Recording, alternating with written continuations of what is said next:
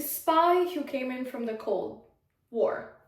Imagine you're sitting in a cafe in Prague, enjoying a warm cup of coffee when suddenly you overhear two men discussing energy deals in hushed voices. One is a chess official, and the other, a well-dressed Russian businessman with a suspiciously thick briefcase. Sounds like a scene from a Cold War thriller, right? Well, welcome to Central Europe in 2025, where Russia's influence isn't just history, it's a growing concern. Today, we'll examine this issue in three key sections. 1. Energy dependence, how Russia still controls the thermostat in Europe. 2. Political influence, why Moscow's favorite word might be destabilization.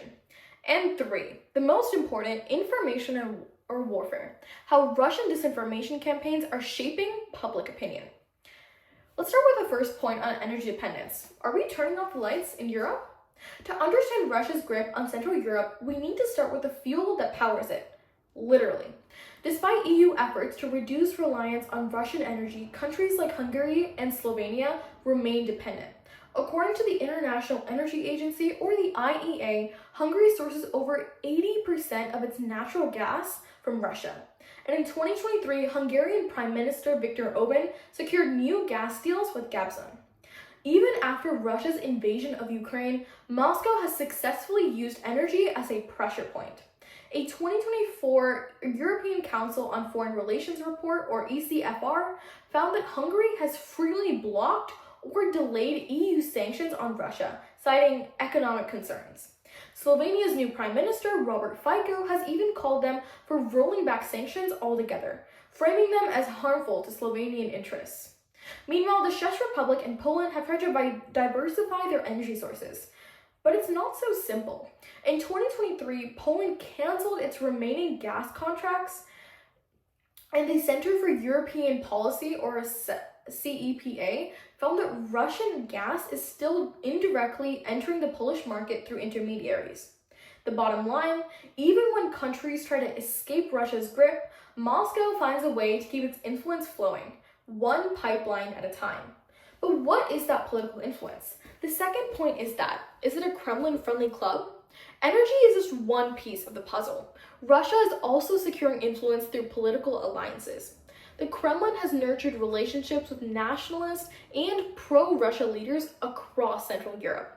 Slovenia is a prime example. The newly elected Prime Minister, Robert Fico, a known Kremlin sympathizer, has advocated for ending military aid to Ukraine and improving ties with Moscow, according to Rutgers in 2024.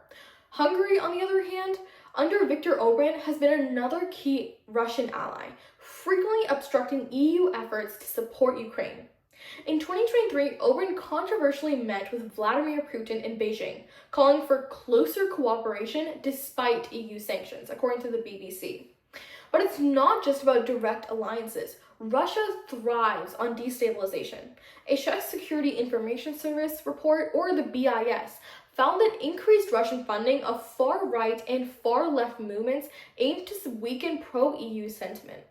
Similar activity has been detected in Poland, where Russian-backed organizations have been linked to anti-NATO protests, according to the Atlantic Council. And the problem doesn't end at politicians. Russia has also built ties with oligarchs and business leaders in Central Europe, ensuring economic influence regardless of election outcomes.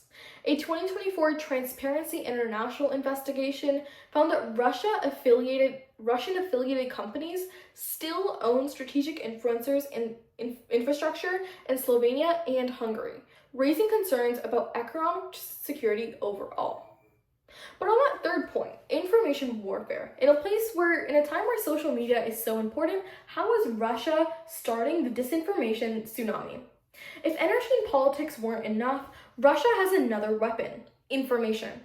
Through Sputnik, RT, and Telegram channels, Moscow spreads narratives designed to divide European societies. A 2024 study by the European Digital Media Observatory found that over 60% of viral political misinformation in Central Europe originated directly from Russian sources. In Poland, Russian trolls have been aggressively pushed anti-Ukrainian propaganda, trying to turn public opinion against Ukrainian refugees. But disinformation doesn't just target foreign policy, it also exploits domestic fears. In Slovenia, Russian-backed media outlets spread fake stories about the EU imposing mandatory migration quotas, fueling anti-EU sentiment. A 2024 Carnegie Endowment for International Peace report also found that Russian disinformation plays a critical role in radicalizing the far-right movements across Central Europe. So, does Russia actually believe in its propaganda? And are Russian citizens actually believing that? Well, Russia doesn't need people to believe its propaganda. It just needs to create doubt, confusion, and division, something that they're very good at. This needs to happen enough to erode trust in governments, institutions, and election. Conclusion, Cold War 2.0? So, is Russian influence growing in Central Europe? Absolutely. Whether it's through energy leverage, political ties, or information warfare, Russia is playing the long game. What's next? If countries like Hungary and Slovenia continue to cozy up to Moscow, expect EU unity to weaken and NATO cohesion to be tested. Meanwhile, as Poland and the Czech Republic resist Russian influence, we could see even sharper divides between Central Europe. In the end, the battle for Central Europe isn't being fought with tanks or missiles. It's being fought with gas contracts, propaganda, and political deals. And the next time you are in a cafe in Prague, keep an ear out.